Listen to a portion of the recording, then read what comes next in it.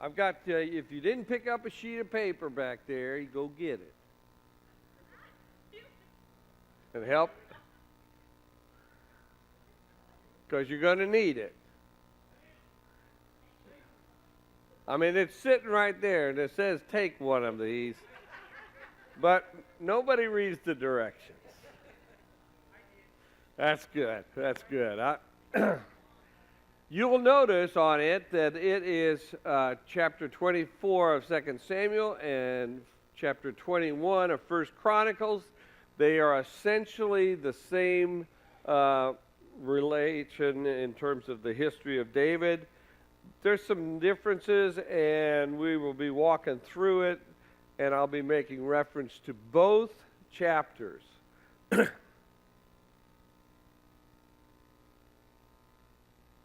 young'un can't read yet, right? Okay. Anyway, what we're going to look at is we're going to look at what happens to David when he gets prideful about himself in terms of his life. And it is an issue that we can all probably wander into at some point in time in terms of that. And it's a little bit subtle. You don't always pick up on it in terms of this. So as we walk through this, I'm going to be working it. But as the leader goes, so go the people. And I've said it 1,000 times. As goes the leadership, so goes the people. And the problem is that with whatever the leader does, then you got things that follow along, and there's an environmental impact that goes with it.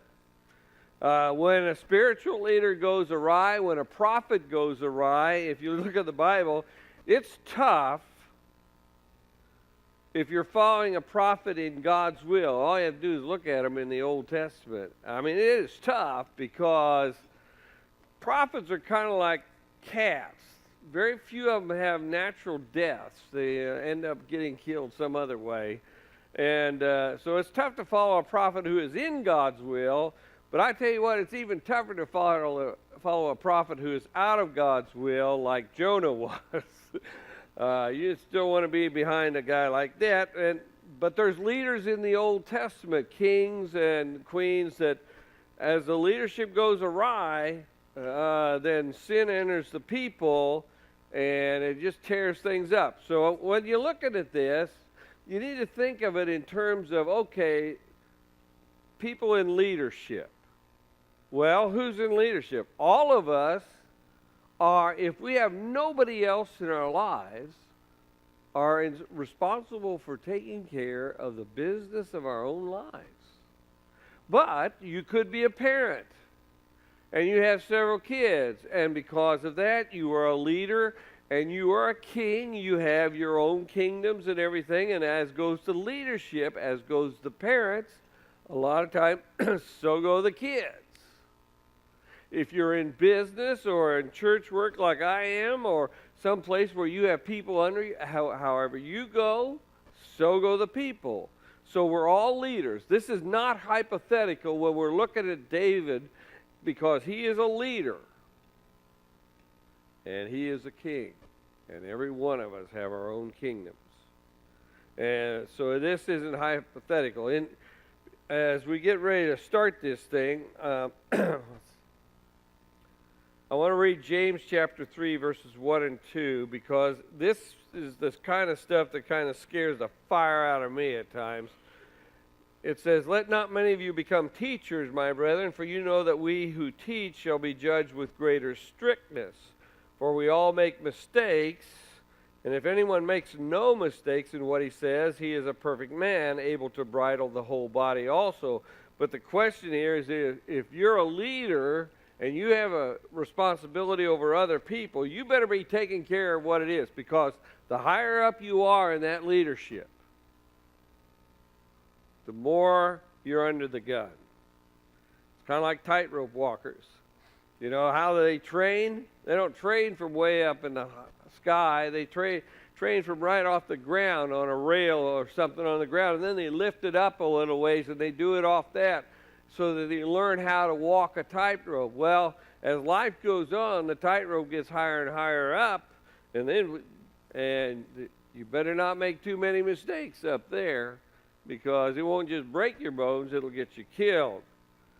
So, we're looking at leadership here tonight, but everybody here is a leader in some form or fashion. And we're looking at tonight the tragic sin of David. We're not talking about the one in terms of Bathsheba and all that. That's where he did evil and that. But he does evil here too in terms of this.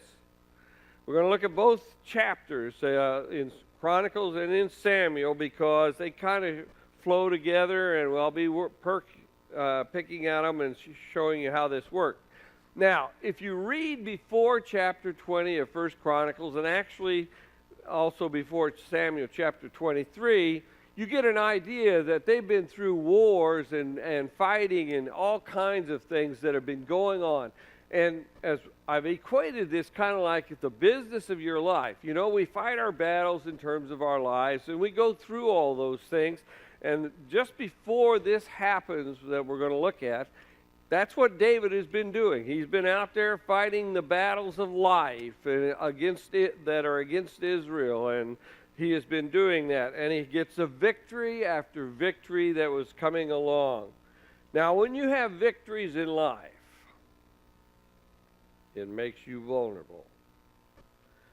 Because at that point in time, when you start winning a lot, then you begin to think, well, I'm something, aren't I? I am somebody. And I must be really good, and people ought to kind of kowtow to me and bow down to me, and that's what we get. The more you have victories in life, there's a vulnerability that occurs in terms of who we are. We think higher of ourselves than we should. And so David at this point in time has had all these victories, and that's where we bring him tonight. And he's going to say, boy, I must be something. Let's find out how much of a somebody I really am. And that's what he's doing, and it's the pride of life that is coming into play here. So, if you got your sheet in front of you, verse 1 of both chapters, in 2 Samuel 24, again, the anger of the Lord was kindled against Israel, and he incited David against them, saying, go number Israel and Judah. Now, you got to go over the other one. In 1 Chronicles, it says, Satan stood up against Israel and incited David to number Israel. Now, here's where the paradox of life really begins to come in here. Satan has dominion here on the earth for a time being. And God has used that at times to allow things to happen, but he also says Satan stood up against Israel and incited David. David has gone through a lot of stress of battles of life, the circumstances of life that he has been battling all these years. And he's in his later years. And one of the things that can happen as you get older, those of us who are, you can lose your patience with people. And you become a little bit more intolerant of things as you get older. Well, David it says that something's coming up on David here. It says Satan kind of worked on him and incited him. Now, so let's look at verses 2 and 3. I'll work from Samuel for now, but the other side is similar. So the king said to Joab and the commanders of the army who were with him, go through all the tribes of Israel, from Dan to Beersheba, and number the people, that I may know the number of the people. But Joab said to the king, may the Lord your God add to the people 100 times as many as they are, while the eyes of my lord the king still see it. But why does the Lord, my lord the king, delight in this thing? Now, when you read that, you have to think about this, because it's not really right up in front of you what's going on. David's looking around and he says, yeah, my kingdom's pretty big. I mean, I want to know how much of a somebody I really am. Now, remember, he's not just the individual. He's the government. And so he's saying, I need to know just how much of a somebody I am. So let's go out there and let's do some kind of census with the people to find out really how far I have come along. Let me read 2 and 3 from 1 Chronicles. So David said to Joab and the commanders of the army, "Go number Israel from Beersheba to Dan and bring me a report that I may know their number." But Joab said, "May the Lord add to his people 100 times as many as they are. Are they not my lord the king, all of them my lord's servants?" And basically Joab said, "Aren't they your servants anyway? What do you need to know? Go out there and do all this stuff for? Why should he bring guilt upon Israel?" David hears wise counsel from Joab. He says, "You don't need to do this. You don't need to count everything that's in your kingdom and make sure how much you're worth. You don't need to do that, David." And they said, "How many people?" And he says, "Why are you doing that? For what are you doing that? You know the strength of your might right now. You have security here. Why are you doing this?" That's what Joab is saying. Now, the subtlety of government, the subtlety of, businesses, is that we need to get bigger, bigger, and bigger, and bigger. And you know what happens as the things get bigger? We no longer have names, do we? We're nothing but numbers. I don't care how much the government tells you you're a real person and all that, and your identity is so important to them and all that, but I'm here to tell you, you're nothing but a number. You go down to the bank and you use your name, and they're going to say, "Well, what's your number?" Right? If you go to call a credit card or do that, or a store someplace, you know what they're saying? "Well, I got your name. What's your number?" One of the things that happens is bigger and bigger is you lose the sense of worth of the individual over a period of time. And that's what is happening here in David's life, and he's the king of his kingdom. And he says, "I want to know what's under me, all the minions." Seen that movie, Minions? Minions don't have names. Minions are just minions. And he's doing that with him. And what is it all about? I am somebody. I have pride in who I am. And so I need to know what's going on in his. Now, the question is never answered that Joab asks. He says, "Why does my Lord delight in doing this kind of thing?" Now, let me tell you about temptations. One of the things that's coming up in this truth series is the temptations that we all have, and there are 3 basic temptations. And when Jesus is in the wilderness, there are 3 basic temptations. The first temptation is all about immediate gratification.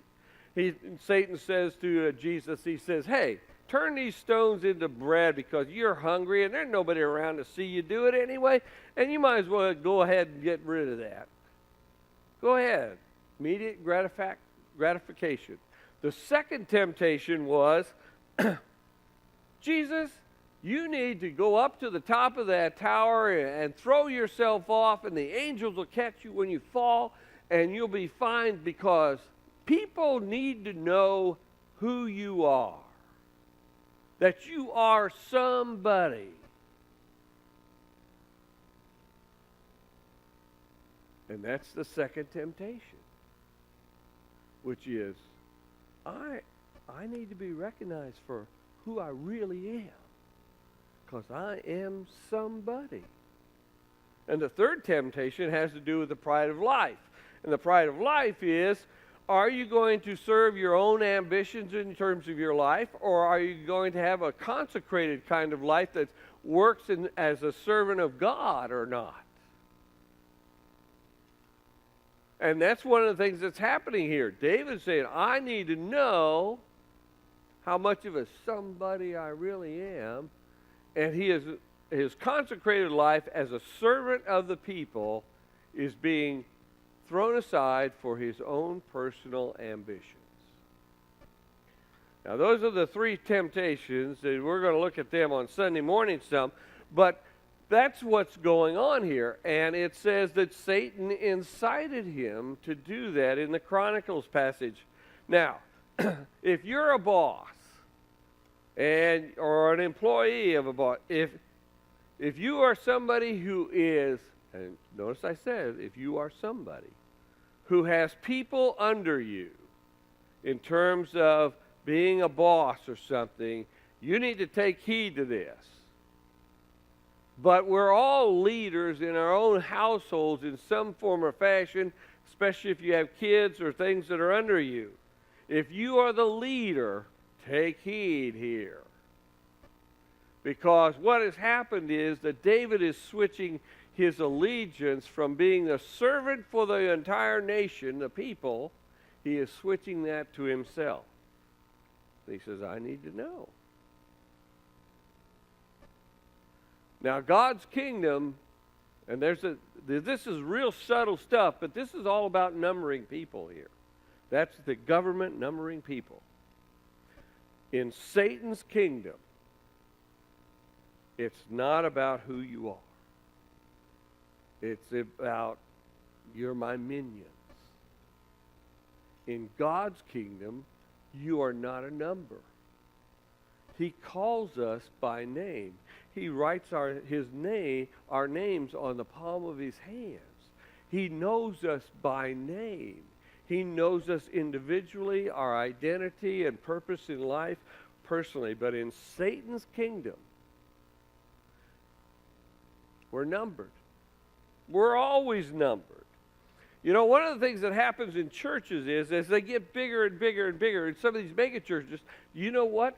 They go from worrying or concern about individuals to about all the numbers that go with it. How many people are sitting in church today? We had thousands of people here in church today. But the question is, who are they? What's going on in their lives? And then you have these big budgets, and churches deal with this stuff all the time, depending on their size. But then you turn it into a business. It's all about the numbers. And when it becomes all about the numbers, you're moving into the same kind of area that Satan works in. And so David, he's thinking that, okay, here's what counts. I need to know about the numbers. And so he is impressed by the work of Satan, and he begins to do this. And Joab tells him, he says, don't do that. You're a mighty man of valor and war, and you don't need that. You don't need to know everything about what's going on underneath there. You need to stick to the business of your kingdom. Now, the battle of your life and my life, it's always in the heart and the mind. It's what goes on between the ears. And one of the things that happens is, this is a battle or something that Satan works on, and it's the temptations, basically. And it has to do with your identity and your names and everything. Now, verse 4 of the year. But the king's word prevailed against Joab and the commanders of the army. So Joab and the commanders of the army went out from the presence of the king to number the people of Israel. Verse 4 over here. But the king's word prevailed against Joab. So Joab departed and went through all Israel and came back to Jerusalem. See what's going on? This is the same story that's running here together in terms of this. The king prevailed. The boss said, no, we're going to go count people. It's all about the business. It's not about the people. It's about the business. You know, and I've seen churches do this. I've seen businesses do this. You know, these big businesses out there, they want to tell us it's all about us. You watch the commercials. They try to make sure that they think, but you're nothing but a number to these large businesses. And so that's what they're doing here. And the boss prevailed and said, you may have argued with this, but this is what we're doing. 1 Chronicles chapter 21, verses 5 and 6. And Joab gave the sum of the numbering of the people to David. In all Israel there were 1,100,000 men who drew the sword, and in Judah 470,000 who drew the sword. But he did not include Levi and Benjamin in the numbering, for the king's command was abhorrent to Joab.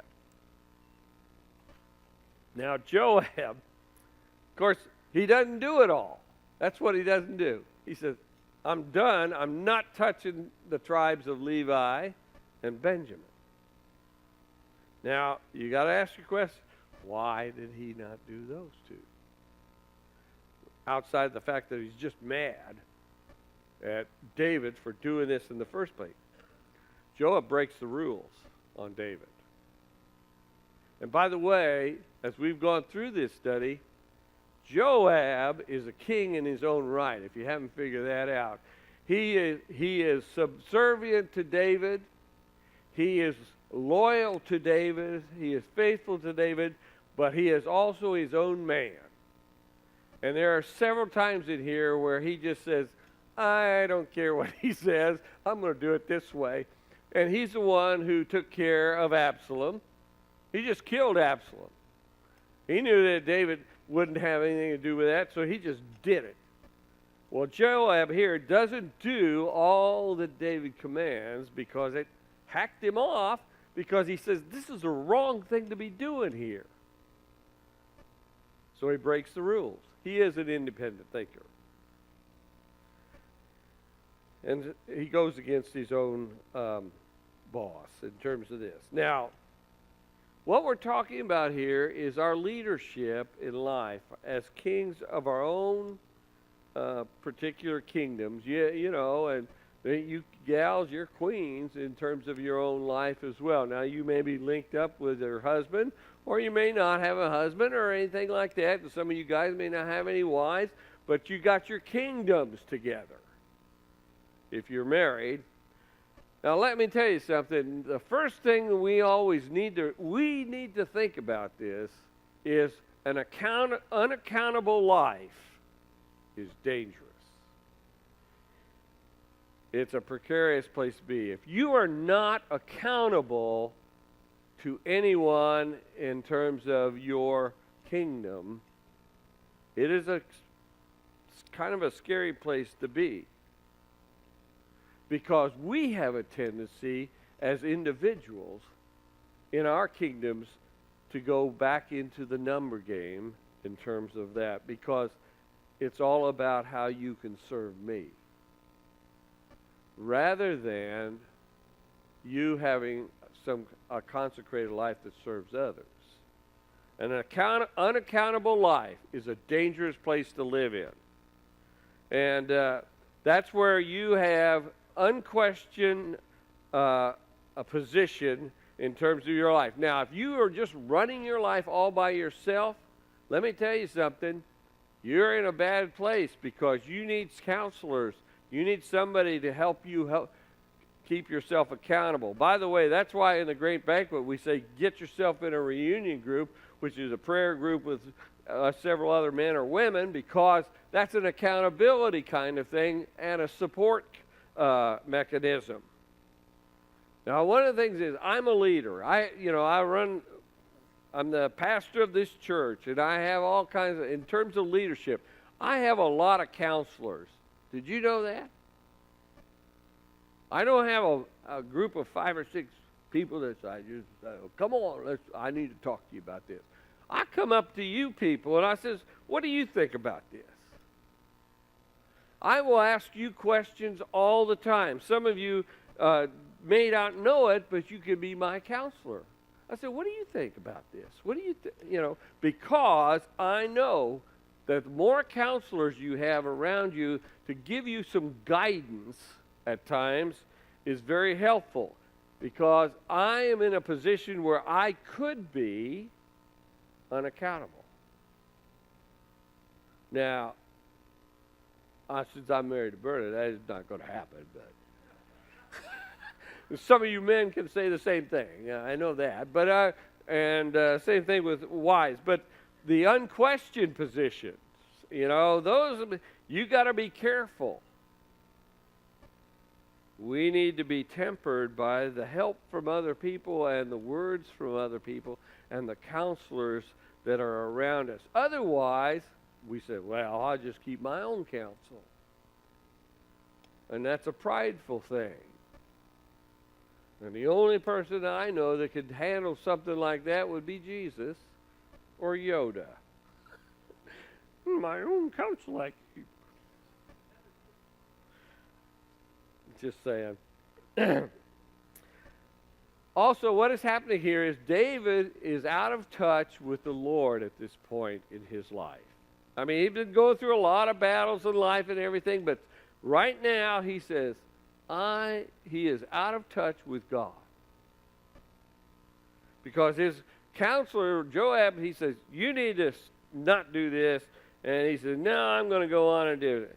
And now David's heart is under God's authority. That's what the whole study is about. He's a man under God's authority, and he knows that. But at this point in time, he is out of touch. And what does he do?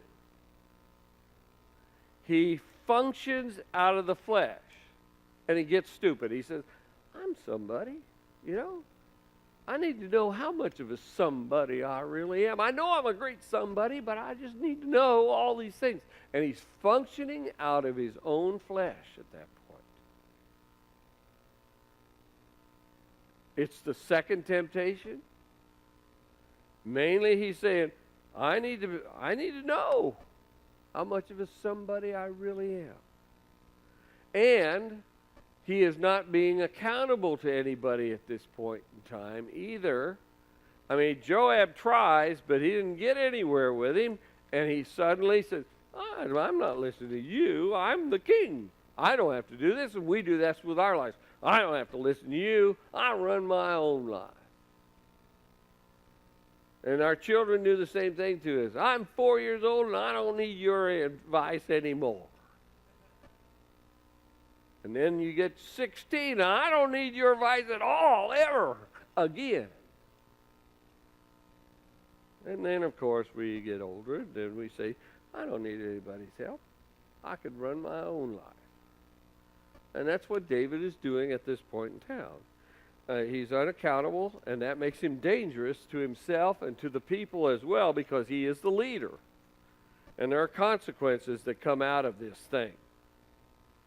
Let me read down verses 5 to 9, I think it is, on one side, and we'll go from there. Let's see, right here. This is where Joab takes his commanders. Verse 5, I'll start there. They crossed the Jordan, began from Aroer, and from the city that is in the middle of the valley, toward Gad and on to Jazer. Then they came to Gilead and to Kadesh in the land of the Hittites, and they came to Dan, and from Dan they went around to Sidon and came to the fortresses of Tyre, to all the cities of the Hivites and the Canaanites, and they went out to the Negev of Judah at Beersheba.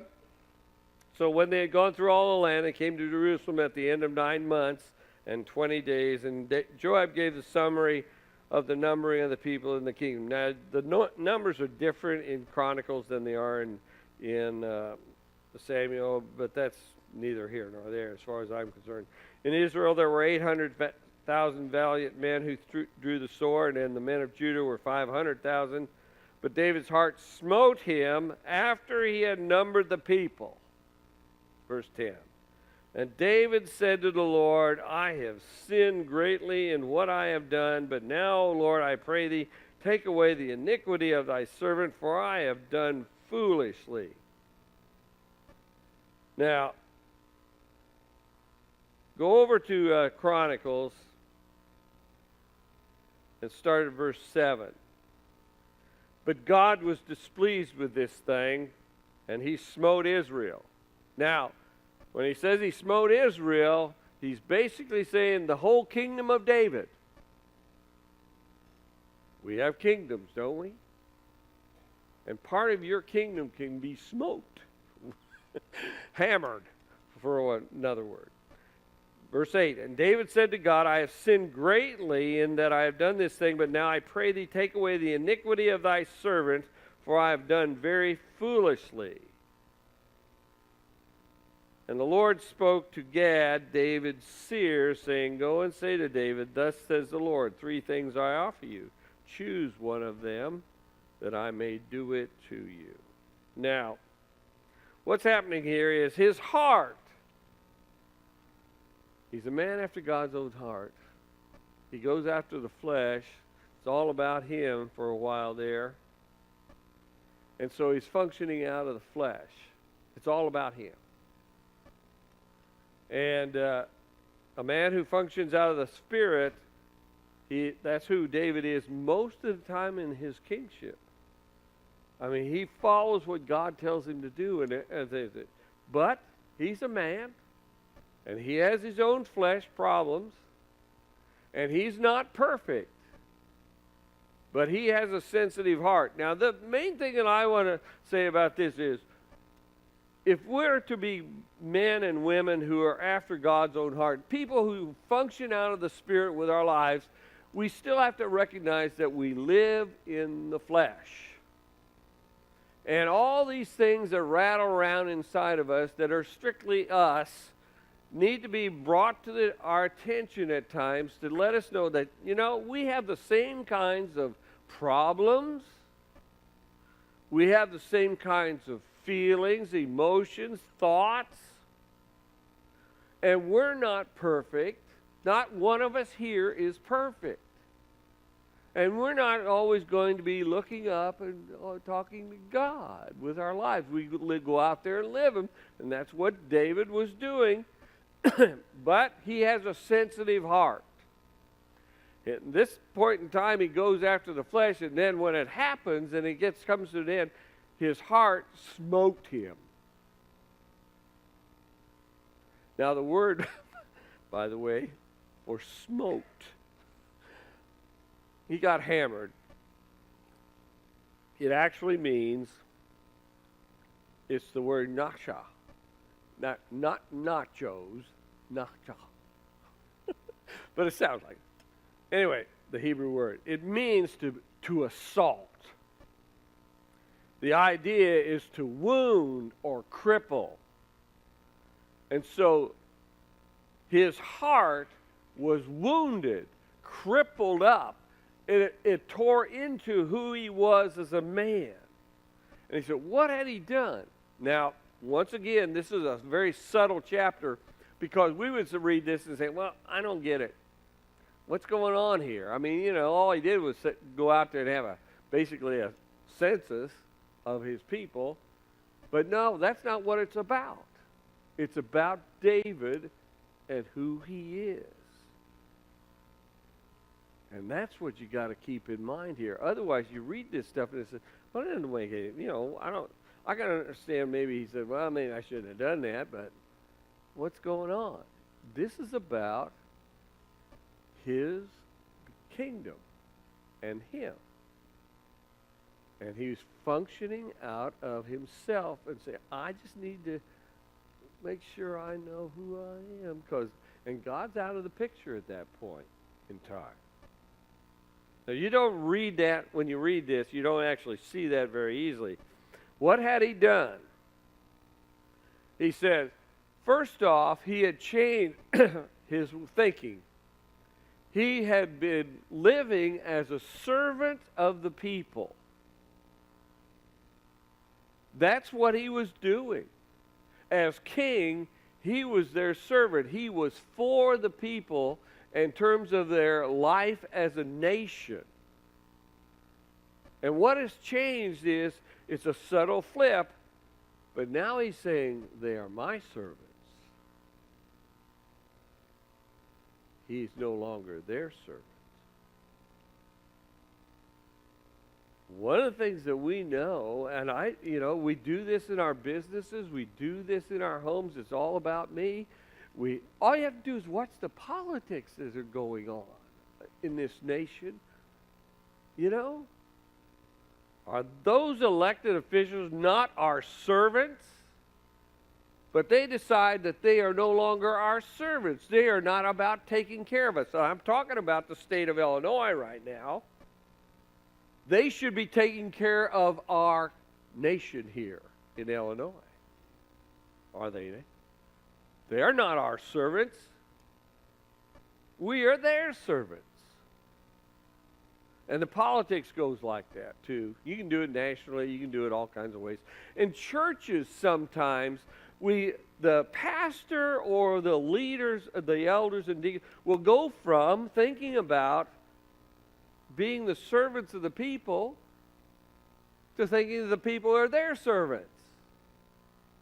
And it's a subtle flip, and it's not something you write on the board or something like that. And that's what's happening to David. And the people don't know really anything about this, but it's all about his pride. And so instead of names, it is now numbers of people. And I've been in the ministry for 45 years, and I know about ministers doing this stuff. It turns into a number. It says, well, where do you preach?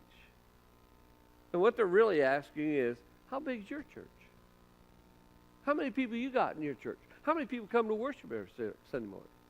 And it's a numbers game, and it's real easy to slip into that no matter what profession you're in. But I know about this thing in terms of, hey, I've lived that particular thing for a long time in my life in terms of this. And ministers do this, What's the largest church in the presbytery? And who's the pastor there? Because he must be somebody. And we do this kind of stuff in the church. So I know about this stuff. But at this point in time, David's heart, he's got a conscience. And he said, oh my God, what have I done here? And that's what he's having. Now, most of the time, as he's a man after God's own heart, a lot of times when people get prideful on the inside, instead of listening to God, most of us are pretty stubborn saints and sinners, and we want to run faster and faster to get away from other people. We refuse to listen to our counselors, and Joab is a counselor for him, and it's very subtle here. This is very subtle stuff that happens. And it says Satan incited him, and I tell you, Satan is very subtle in the ways that he works on us.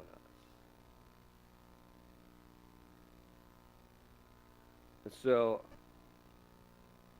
then you see this happen. Now Joab, he tries. But something happens to David, and it clicks in him what he's doing in this verse 10 or so.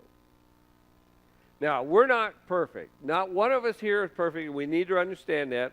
We are not going to be perfect. But what we do need is to have sensitive hearts that don't get hard as stone because of our pride, so that somebody calls us on it or God calls us on something, we have the ability to do what David does and repent of, oh my God, what have I done? And confess the sin that he's done. But most of the time, we refuse to listen, and that's pride. And you know what? The sin may get you into the place, but pride will keep you there. Because pride is deaf. Pride is blind. It will not listen. And I've run into enough people to know this is true of bosses in businesses. This is true of leaders in the church. This is true of parents of children. This is true of spouses. This is true of friends. Because to admit that you are wrong requires that that pride be broken at some point. And we just don't do that very easily. And we're all leaders, as I said, we're all kings. We're like David in this. Now, he's the one that his own heart got to him after this. What have I done here? So he prays and to take away the sin. Now, 1 Chronicles chapter 7 and 8, 21 verses 7 and 8. But God was displeased with this thing, and he smote Israel. Basically, in the other one, it smote David's heart, but what you're talking about is the kingdom of David. And you can talk about the kingdom of Jack, or the kingdom of whoever you are. And the Lord spoke to Gad, David's seer, saying, Go and say to David, Thus says the Lord, 3 things I offer you. Choose one of them, that I may do it to you. He smote the kingdom, and he smote the king. And our kings and our kingdoms, if he can strike our lives as well, okay? That's what we need to understand here. When we do wrong, when we sin, when we are foolish, it will devastate our kingdoms. Sickness comes upon our kingdoms. This has to do with your family. This has to do maybe your finances. It has to do with your job. And that's what happens to our kingdoms. Now, God gives him a choice. He says, there are consequences to your sin, David, but I'm going to give you a choice here. I kind of like the fact that he gave him a choice, but none of them are any good in terms of when you start looking at them. So Gad came to David and said to him, Thus says the Lord, take which you will. I'm reading from Chronicles at this point. Either 3 years of famine, or 3 months of devastation by your foes, while the sword of your enemies overtakes you, or else 3 days of the sword of the Lord, pestilence upon the land, and the angel of the Lord destroying throughout all of the territory of Israel. Now decide what answer I shall return to him who sent me. God gives him a choice of consequences. Now, in these 3 things, there's something that we can see about our own lives as well. The first one is 3 years of famine. That has to do with hunger and deprivation and discontent in the land. Now, this might have a physical picture for us, might be our finances that go sour. And for years, you're living from hand to mouth, and it's like famine is in the land or in your kingdom. And that's one consequence that David is offered. The second one is that men will pursue you. And these are people that are in his own kingdom that will come against him for 3 months, and they'll just drag him around and everything like that. And that's the second one, where there's just people that are coming against him all the time. And the third one is 3 days of pestilence. Now, the second one, where the men are pursuing him in his own name, that is war. That is war in your own family.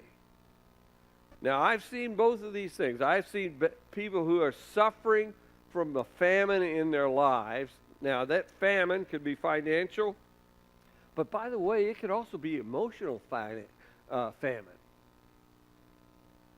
or intellectual famine, or physical famine, because you're just tied up, and you're dying on the inside because you can't get what you need for survival. Second one is war. Let me tell you about families. Maybe I don't have to tell you about families. war can happen amongst people in terms of their families all the time, and they come at each other and they're judging each other and they're fighting and going on. You can have it happen in your household. You can have it happen at your job place. Just war. Not the war like we go to a war against another country, but it's the same thing.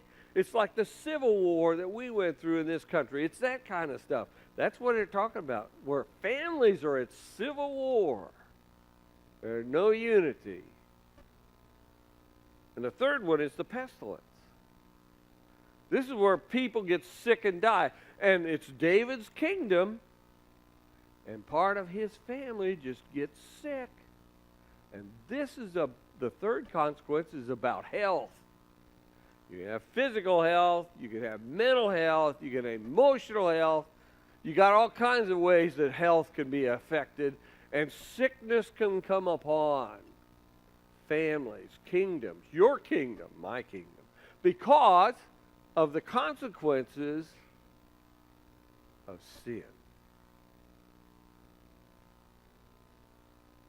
And that's what David is dealing with. His kingdom is going to suffer because of his sin, of switching his allegiance from serving the people to serving himself.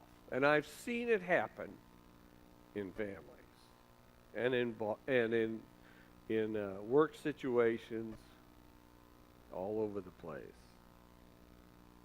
So the pestilence, people get sick. By the way, it's one of the things I said.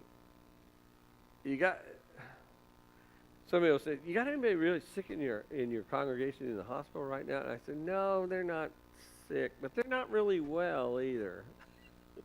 And I know that because some people are just not really well in this congregation. And I'm not talking about physical illness at that point in time. So they're not really sick, but they're not really well either. Anyway, so what this amounts to is David is a king of his kingdom, and you are too, and one does not sin without causing waves. There is a wake that follows along behind it. Even, and if you sin, there are consequences to what has happened, and some of you people can see it in your own lives. You can look back and you see the wake that followed along because of your own sinfulness. Sometimes, and David's got a choice here. Now, it's either more war in the family, and he's already been through that for years and years and years. He don't want that one. And the first one has to do with famine. That means that the kingdom is no longer thriving. It means that things are going to the end. Even if you choose the 3 days, people die, and it's not forgotten. It's nice to know this if we can know the consequences ahead of time. In 1 Corinthians chapter 10, verse 11, Paul is writing about all these things that happened in the Old Testament with Moses and Joshua and David and all these things. He says, we can learn from this stuff. We don't have to make the same mistakes that they do because we're people just like them. And he says, you can learn from them. That's why I teach, actually.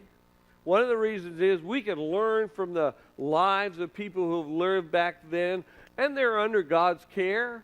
They're under God's grace. They're under God's truth, and they're back there, but they're people. We can learn from them. We don't have to make the same mistakes they do. We don't have to sin in those particular things. Verses 13 and 4. After he gets this, verse 13 in 1 Chronicles, then David said to Gad, I am in great distress. Really? Let me fall into the hand of the Lord, for his mercy is very great, but let me not fall into the hand of men.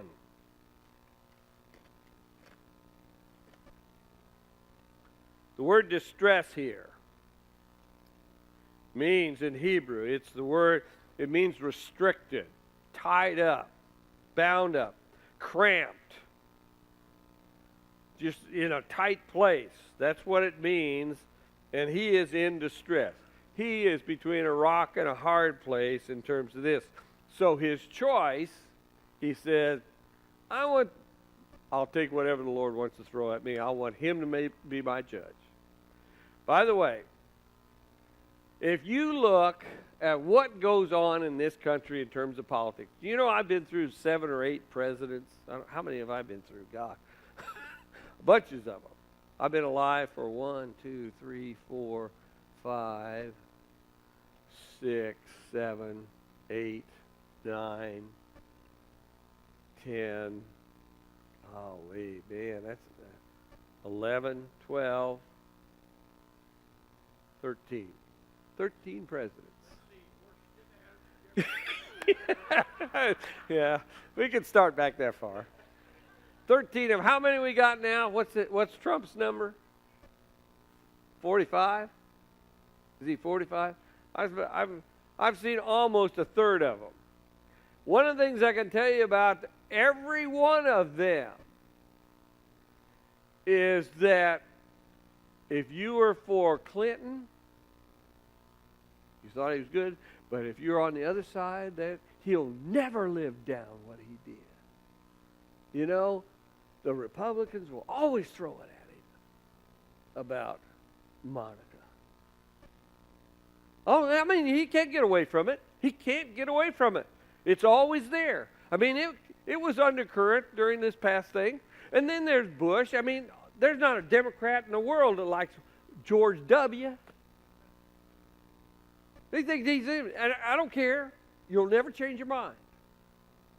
And then if you didn't like Obama and you thought, well, I can't stand that guy. But you know what? Now you got Trump on this side over here. And there's the people that will never give him a break. None of them. That's why David says, do not let me fall into the hands of men. That's right. Because he's not going to get a square deal from them. Because we don't do it. He says, Lord, I want you to give me the consequences. I want you to be my judge. And by the way, isn't that good? You don't want me being your judge. I don't want you being my judge. And I guarantee you that Clinton doesn't want Republicans being his judge. And George W. doesn't want Democrats telling him how bad he really is and all that stuff. We do not want people to be our judge because people will not cut you a break.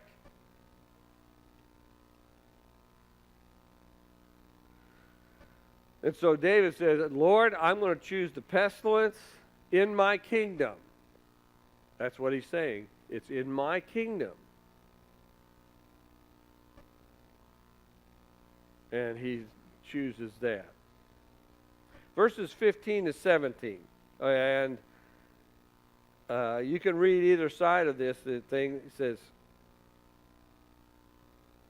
I'm going to read out of Samuel this time. So the Lord sent a pestilence upon Israel from the morning until the appointed time. And there died of the people from Dan to Beersheba 70,000 men. When the angel stretched forth his hand toward Jerusalem to destroy it, the Lord repented of the evil and said to the angel who was working destruction among the people, it is enough, now stay your hand. And the angel of the Lord was by the threshing floor of Araunah the Jebusite. Then David spoke to the Lord when he saw the angel who was smiting the people and said, Lo, I have sinned, and I have done wickedly, but these sheep, what have they done? Let thy hand, I pray thee, be against me and against my father's house. Now, David goes into grief, and he's got a conscience. He says, they didn't do anything. Leave them alone. Don't do it to them. And he sees the consequences of his sin. Now, if you back up and say, well, what's the big deal about numbering people? Well, I've told you that. That is a very subtle but satanic thing that is involved here. And he goes into grief over this whole thing, and God stays his hand 3 days, David sees the consequences of his sin. If people have a conscience and they have a heart towards God, He will open your eyes and He will show you the consequences of your sin.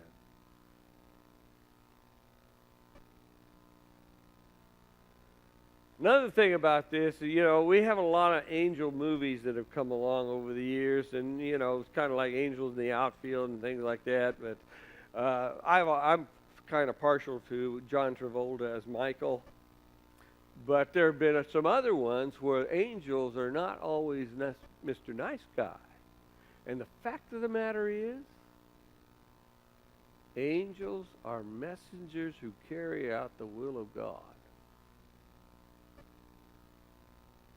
And one of the movies that intrigues me the most is Dogma. And anybody who has seen Dogma, let me tell you, that is very well done theologically. But Matt Damon is the angel of death in that movie. And he doesn't have any qualms. And if this is Satan that's involved in this one, but it may be another angel who's taking care of the business of God, a destroying angel. But what we are seeing is the consequences of one man's sin on his kingdom. I have seen people destroy their own kingdoms by their sin. I've seen the consequences of sin in people's families.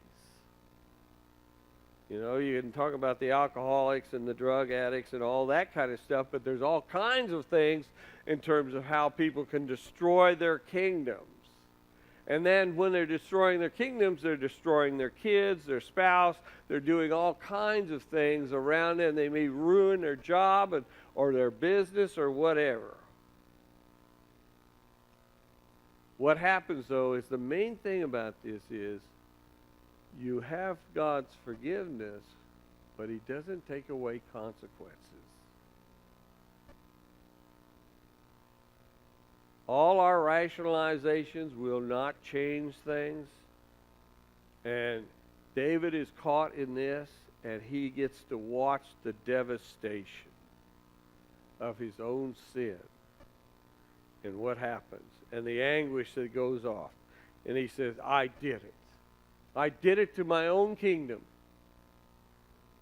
And his pride is the part that did it to them.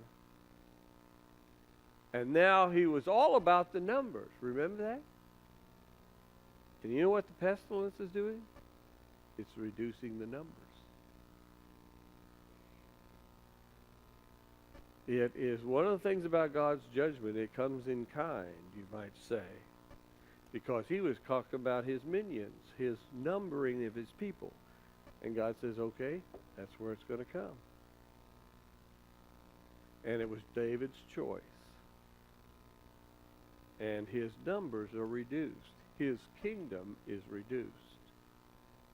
The law of sowing and reaping is very true, and just because you're a Christian does not take it away. And what God does here, you have a broken man facing the responsibility of his own sin under the mercy of God. The wages of sin is death, and that's what's happening here. Verses 18 to 27. How am I doing on time? Oh, I got to quit. We'll come back to this, but let me read it to you first so that you have. Then the angel commanded Gad to say to David that David should go up and rear an altar to the Lord on the threshing floor of Ornan the Jebusite. I'm reading out of Chronicles. So David went up at Gad's word, which he had spoken in the name of the Lord. Now Ornan was threshing wheat. He turned and saw the angel and his 4 sons who were with him hid themselves as David came. Now that's the angel that stops, by the way, his dealings. As David came to Ornan, Ornan looked and saw David and went forth from the threshing floor and did obeisance to David with his face to the ground. And David said to Ornan, "Give me the side of the threshing floor, that I may build on it an altar to the Lord. Give it to me at its full price, that the plague may be averted from the people." Then Ornan said to David, "Take it, and let my lord the king do what seems good to him. See, I give the oxen for burnt offerings, the threshing sledges for the wood, and the wheat for a cereal offering. I give it all." But King David said to Ornan, "No, but I will buy it for full price. I will not take for the Lord what is yours, nor offer burnt offerings which cost me nothing." So David paid Ornan 600 shekels of gold by weight for the site. And David built an altar to the Lord and presented burnt offerings and peace offerings, and called upon the Lord. And he answered him with fire from heaven upon the altar of burning. Then the Lord commanded the angel, and he put forth his sword back into the sheath. We'll pick up with this particular section next week, because this is where we look at what David does. Now, you have to understand, he is the king, but this sin is not public. Nobody knows about it, but he and Joab and a few others maybe. Let's pray. Lord, I ask that you would register in us that we're all kings and we all have kingdoms, and how we live our lives is important, and the way we conduct ourselves is important, and that there are consequences to everything that we are and do, and both good and bad. In Jesus' name.